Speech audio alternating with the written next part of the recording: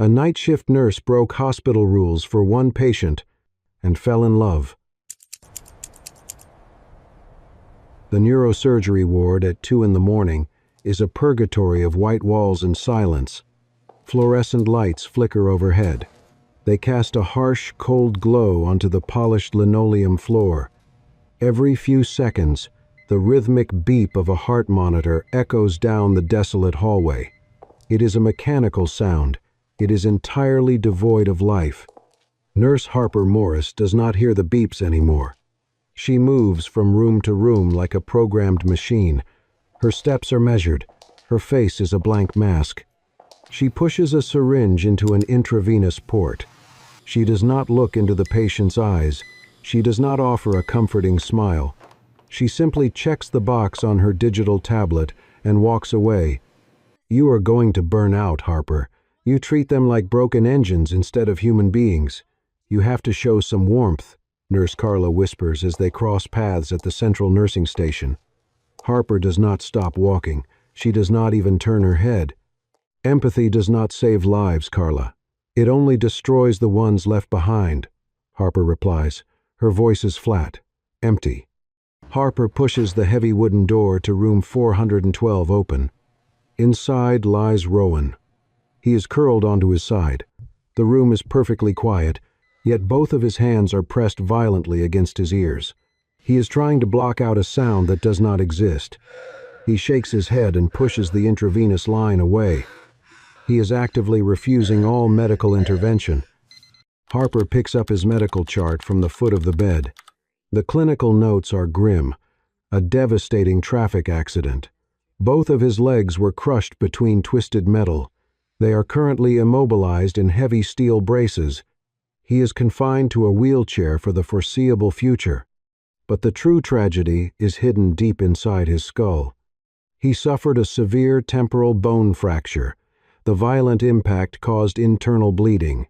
Now, inflammatory fluid is pooling and swelling. It is actively compressing his auditory nerve.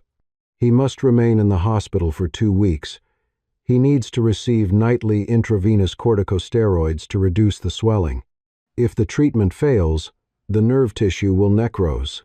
He will go permanently deaf. Harper looks up from the chart. Rowan is staring blankly at the white wall. His fingers are twitching against the sterile bedsheets. He is tapping out a frantic, silent rhythm. He is playing a complex piano melody that only he can hear. Harper steps closer to the bed. Her face remains impassive. "Hello, Rowan. How is your condition today? Can you still hear clearly?" she says. Her tone is polite, measured, and entirely clinical.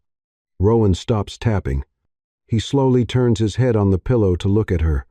His eyes are hollow. They are filled with a suffocating, unbearable grief. He lets out a dry, bitter laugh. It sounds like tearing paper. He raises a trembling finger and points directly at the vital signs monitor beside his bed. "I do not have the luxury of getting used to this noise. You look at that machine and you see a heartbeat. I look at it and I hear a metronome of my own ending. Every single one of those beeps is counting down the time I have left as a human being," Rowan says. His voice is raw. It cracks under the weight of his reality. He swallows hard, his chest heaving. The words strike Harper like a physical blow. "Counting down the time I have left as a human being." Suddenly, the sterile walls of the hospital vanish. Harper is pulled violently back into her own painful past. She smells the damp, rotting wood of the cheap apartment where her mother died. She remembers the agonizing poverty. She remembers the polite, cold rejections from hospital administrators because her family could not afford the medical bills. Harper had entered the medical field with a burning desire to save the vulnerable. She wanted to be a light in a dark system. But the harsh reality of the hospital had crushed her idealism. She watched poor patients get turned away. She watched people she cared for slip away into the dark. To survive the daily heartbreak, Harper had made a choice. She turned her heart into stone. She became a machine to avoid the agony of feeling. But looking at Rowan, the thick ice around her heart begins to fracture. Here is a young man whose entire reason for living is music. His passion is being ripped away by a cruel medical verdict. His soul is dying, just like hers did. If she walks away now, if she remains a cold machine, Rowan will fade into a living ghost. Harper grips the edge of the metal bed frame. Her knuckles turn stark white. She cannot let him become an empty shell. She will not let the silence consume him. The neurosurgery ward remains cloaked in shadows during the following nights. Nurse Harper Morris no longer walks the hallways like a programmed machine. A subtle but profound shift has occurred inside her mind. She enters room 412. She does not just bring the mandatory intravenous medication. She carries items hidden deep inside the pockets of her uniform. She took out her personal wired headphones, a white notebook, and a black pen. Hospital policy strictly prohibits unauthorized external electronic devices in the ward. Bringing them inside is a severe violation of medical protocol. Harper does not care. She approaches the hospital bed. Rowan Cade is lying awake. His eyes are fixed on the ceiling in silent agony. Harper leans over the metal bed rail. Her hands are trembling slightly. She plugged the earphones into her mobile phone, then gently placed them in his ears and pressed the play button. A symphony of classical music instantly floods into his ears. The reaction is immediate and visceral. Tears spill over Rowan's lower eyelids and trace down his pale cheeks. He suddenly reaches out and violently grabs Harper's wrist. His fingers dig deep into her skin. It is the desperate and frantic grip of a drowning man who has finally found a piece of driftwood in the open ocean. Harper freezes in place. Her breath catches in her throat. The frozen shield around her heart skips a beat.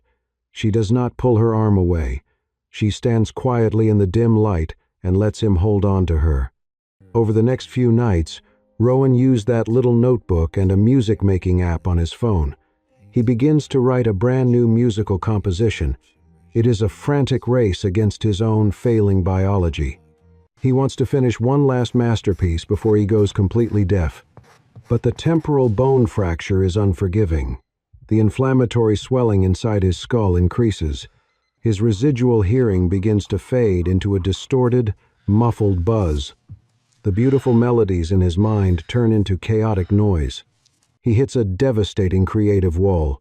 Absolute despair overtakes his fragile spirit. He rips the headphones off his head and throws them against the wall. He hurls the pen across the sterile room and pushes the notebook off his lap. It falls onto the polished linoleum floor with a dull thud. Harper stands near the doorway and watches the heartbreaking outburst. She walks over slowly. She bends down and picks up the fallen notebook. She looks at the chaotic and aggressive musical notes scribbled on the paper. "Are you writing about death? This melody sounds like you are completely giving up," Harper says. She looks directly into his defeated eyes. "Because my world is turning off. The silence is winning," Rowan replies. He drops his face heavily into his trembling hands. Harper steps closer to the edge of the bed. She reaches out and firmly grasps his right hand. She pulls his hand away from his face and places it flat against the hard cardboard cover of the notebook. She presses her own fingers over his knuckles. She begins to tap his hand against the book. Tap, tap, tap. It is a steady, undeniable rhythm. It perfectly matches the beating line on the vital signs monitor beside them. Your world is turning off, but you are still living. You have to add a heartbeat to this. You must write the rhythm of existence, Harper says. Her voice is soft but fiercely determined. Rowan slowly lifts his head from his chest. He looks at her in absolute shock. He cannot hear the tapping sound clearly, but he can feel the physical vibration of the rhythm traveling through his skin and bones. He stares at the woman standing beside him. He sees the intense fire burning behind her clinical mask. He slowly pulls the pen from her other hand. He looks down at the blank page and begins to write the music again, guided entirely by the steady rhythm of her touch. The hospital roof at 11 at night is a different world. The clinical smell of antiseptic is replaced by the crisp, cool scent of a city night. Above, the sky is a vast canvas of deep obsidian, dotted with thousands of shimmering stars. Harper is no longer wearing her sterile blue scrubs. She finished her shift an hour ago. Now, she wears a soft, oversized wool sweater and jeans. She looks less like a machine and more like a woman carrying a heavy secret. Earlier, she had walked past room 412 one last time. She did not stop. She did not speak. She simply leaned over and left a small, folded piece of paper on Rowan's bedside table. "The stars are beautiful tonight. 11 o'clock on the rooftop," the note had said. Rowan Cade arrives exactly on time. The elevator doors chime softly, and he rolls out onto the concrete terrace. He is maneuvering the heavy manual wheelchair by himself. His arms are strained, his breathing a bit heavy, but his eyes are alert. Harper is leaning against the metal railing, waiting for him. She smiles when she sees him. It is a real smile, slow and soft, reaching her eyes for the first time in years. This is their sanctuary. Here, the rules of the neurosurgery ward do not exist. Rowan rolls his chair up beside her. He pulls the crumpled notebook from his lap and rests it on the railing. The moonlight is bright enough for them to see the messy ink marks and the scribbled lyrics. Rowan begins to hum. His voice is raw and husky, a low vibration that carries through the quiet night air. He is testing the bridge of the song they started together. He stops, looking frustrated, his pen hovering over a sequence of low, melancholic notes. "This part is not working. It feels too heavy. It feels like the walls are closing in again," Rowan mutters. He rubs his temples, his brow furrowed in concentration as he tries to hear the music through the fading filter of his hearing. "Do not use the low notes there. It reminds me too much of the cold rejections in the hospital lobby. It sounds like a door slamming shut.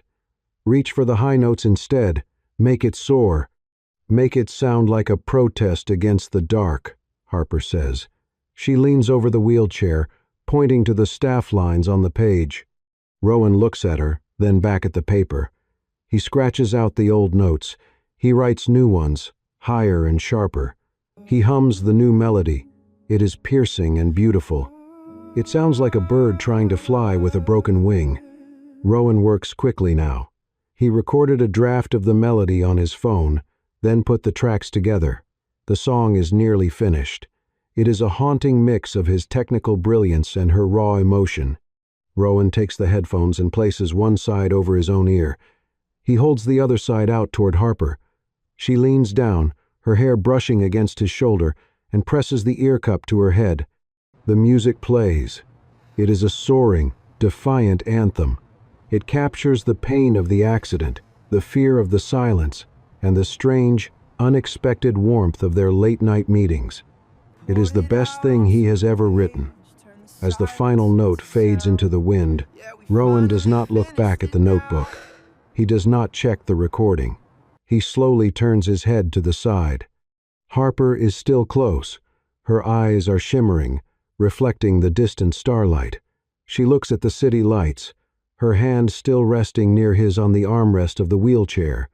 Rowan realizes in that moment that the most beautiful melody he has ever known is not in the headphones. It is not written in ink. It is the steady, quiet presence of the woman standing beside his wheelchair. She is the rhythm he was missing. She is the only sound he ever wants to remember. Harper turns to look at him, sensing his gaze. The air between them is thick with words they are both too afraid to say. The city hums far below them, but up here, in their private kingdom of stars and steel, the silence is finally peaceful. Daylight in the hospital is brutal. It strips away the romantic starlight of the rooftop and replaces it with the cold, sterile reality of white linoleum and the smell of industrial bleach. The hallway outside room 412 is a chaos of activity. Nurses rush past with clattering metal carts. Pagers beep incessantly. The impersonal overhead speakers summon doctors to distant wings. Inside the room, Harper Morris stands by the intravenous pole. She checks the bag of high-dose corticosteroids. It is nearly empty, but the medical charts tell a grim story. The swelling inside Rowan's skull is not receding. In fact, the inflammation is worsening, ruthlessly crushing the auditory nerve against the bone. Rowan sits upright in bed, his face pale and drawn. He is clutching the small music player like a lifeline. He pulls the headphones over his ears, desperate to hear the defiant anthem they finish together. He presses play, but music does not come out. Instead, a cacophony of distorted screeches and metallic static floods his head. The swelling has turned his masterpiece into a nightmare of discordant noise. Rowan winces in physical pain. He cranks the volume to the maximum setting, his hands shaking. The sound only becomes more jagged, more broken. It sounds like a radio station lost in a violent storm. The frustration boils over into a raw, primal explosion. Rowan rips the headphones off and flings them across the room. With a violent sweep of his arm, he sends the lunch tray crashing to the floor. Soup splashes against the wall, and his precious notebook slides into the mess. It is meaningless. The song is broken. I cannot even hear my own final work. Everything is gone, Harper. Everything, Rowan screams. He slams his eyes shut, his chest heaving with ragged sobs of pure helplessness. Harper moves toward him, her hands reaching out to stabilize him. Before she can speak, the heavy door swings open. Dr. Blake stands there, his arms crossed, his face a mask of professional disapproval. "Step outside, Nurse Morris." "Now," Dr. Blake commands. His voice is a low, dangerous warning that leaves no room for argument. Harper follows him into the busy hallway. Blake turns on her immediately, his eyes sharp behind his glasses. "You are crossing lines that were drawn for a reason. Your personal involvement is destabilizing the patient. You are an instrument of medicine, Harper, not a therapist. Back off before you cause permanent psychological damage." Before Harper can defend herself, a young woman rushes toward them. It is Maya, Rowan's younger sister. Her eyes are red from crying, and she looks exhausted. She stops in front of Harper, her hands trembling. "Please, just stop. My brother is losing his world, and you are giving him these illusions. You are making him think there is a way back when the doctors say there is not. You are being cruel, not kind. Stay away from him, Harper. I am forbidding you from entering his room unless it is for basic care," Maya cries out. Her voice is a mixture of grief and accusation. Harper stands frozen in the middle of the crowded corridor. The hospital staff moves around her like water around a stone. She can hear Rowan's muffled sobs through the heavy door. She looks at her hands, the same hands that held his while they wrote the music. The system is closing in. The rules are tightening like a noose. For the first time, Harper feels the crushing weight of the silence that is coming for them both. She knows the medical window is closing. She knows that if she follows these orders, Rowan will spend his last days of hearing in a state of absolute despair. The machine is telling her to stay back, but her soul is telling her to fight. Harper watches Maya walk into the room and close the door. The boundary is set. The warning is clear. But as Harper looks at the digital clock on the wall, she begins to calculate the risk. She has one last chance to save his spirit, even if it costs her everything. The hospital clock strikes 2 in the morning. Harper Morris stands alone in the harsh fluorescent glare of the break room, carefully flattening the crumpled sheet music on the plastic table. She had quietly rescued the paper from the floor after Maya closed the door, gently wiping away the spilled soup with a paper towel. To the hospital administration, this stained paper is just biological waste that needs to be discarded. But as Harper traces the chaotic, smeared ink, she knows it holds the very last fragments of Rowan's identity. If she simply follows Dr. Blake's strict orders, her career remains perfectly safe, and she can go home at the end of her shift. But tomorrow morning, Rowan will wake up in a world of absolute, irreversible silence. He will carry this unfinished, unheard melody inside his head for the rest of his life. Harper stares at her cold coffee, listening to the monotonous hum of the vending machine. The sterile smell of the room suddenly reminds her of the rundown apartment where her mother died, and the polite, clinical rejections they received from hospital administrators. She had spent years building a professional wall to survive the grief of this job, but she realizes she is slowly becoming part of the indifferent machine she used to hate. She reaches into her uniform pocket, her fingers brushing against her heavy security access badge. She does not need to smuggle a critical patient through a dangerous underground tunnel, but she is about to cross a professional line she can never uncross. Just down the corridor in the physical rehabilitation wing lies a specialized audiology testing room.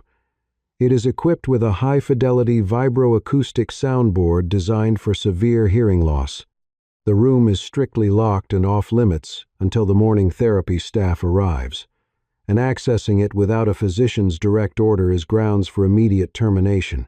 "He deserved one last moment that belonged to him," Harper whispers to the empty room.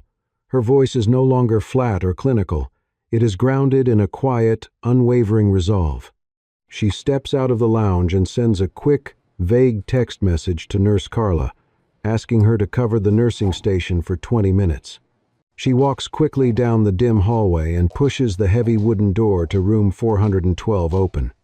Rowan is lying awake in the dark, his red eyes fixed blankly on the ceiling in complete despair. Harper steps up to his bed, pulls the heavy hospital blankets over his immobilized legs, and firmly releases the metal brakes on his wheelchair. "We are going for a very short walk down the hall, Rowan," Harper says quietly, leaning down so he can read her lips in the shadows. "I need you to trust me, and I need you to be completely silent." Harper carefully helped him into the wheelchair, gently moving him and pulling the IV stand along with him. She pushes Rowan's wheelchair out of the room and rolls him smoothly down the quiet corridor toward the physical rehabilitation wing. She swipes her security badge at the restricted door, fully aware that the digital system will record her unauthorized entry. She wheels him into the specialized vibroacoustic testing room. She does not throw a deadbolt or lock them inside, but she pushes the heavy door firmly shut to block out the mechanical beeps of the hospital. The clinical space is instantly plunged into a deep, insulated quiet. She pulls his smartphone from her uniform pocket.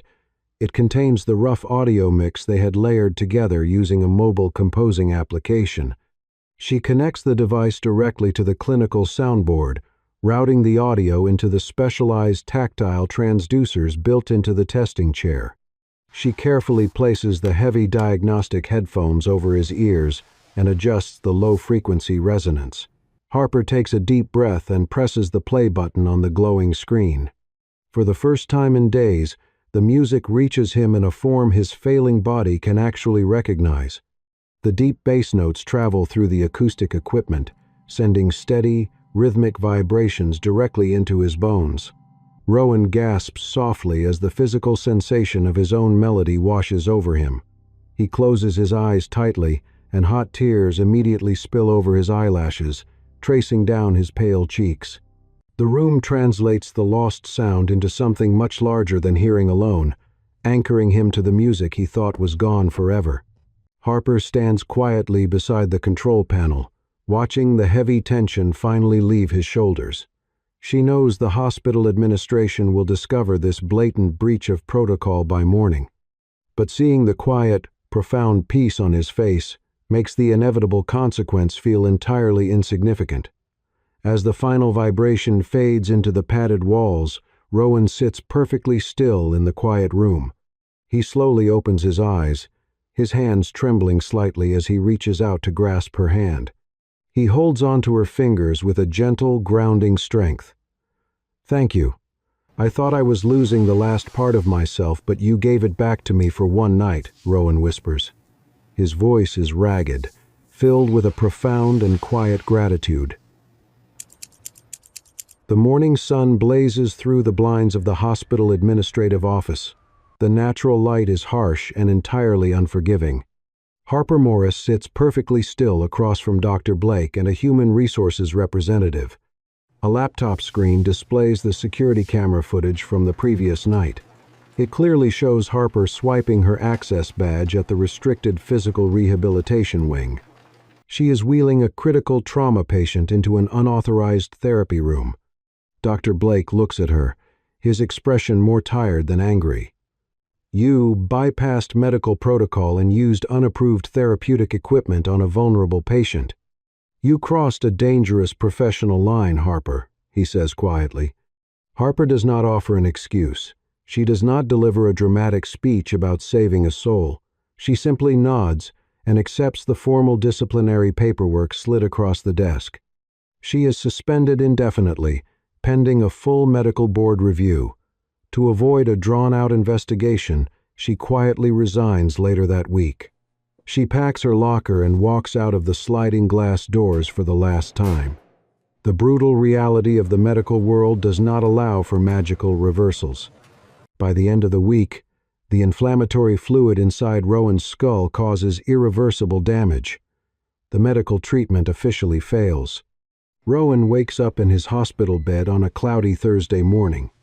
He looks at the vital signs monitor beside him, watching the green lines spike up and down on the digital screen. He cannot hear the steady, mechanical beeping. The silence, when it finally settles over his world, is not dramatic or chaotic. It is total. Rowan stares at the empty room, feeling the heavy weight of his new reality. Then, the heavy wooden door slowly pushes open. Harper walks into the room. She is no longer wearing her sterile blue nursing scrubs. She wears a simple, soft sweater, and her face is remarkably radiant despite the exhaustion in her eyes. She holds a small thermos of warm water in her gentle hands. She walks directly to his bedside, moving with the quiet, steady grace of someone who truly belongs there. She is no longer his assigned medical provider. She has chosen to stay by his side through these incredibly dark days, acting with the fierce and unconditional devotion of a family member. She gently places the warm thermos into his trembling hands. She sits on the very edge of his hospital bed and offers a soft, reassuring smile.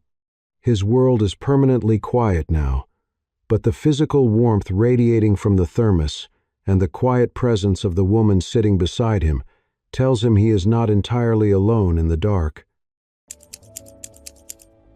2 full years have passed since that long night in the neurosurgery ward. The late afternoon sun pours through the windows of a small, cluttered apartment. The golden light bathes the living room in a warm and peaceful glow.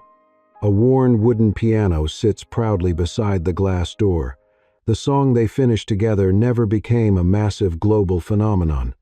It was quietly uploaded to an independent music forum, where it found a small, deeply dedicated community of listeners.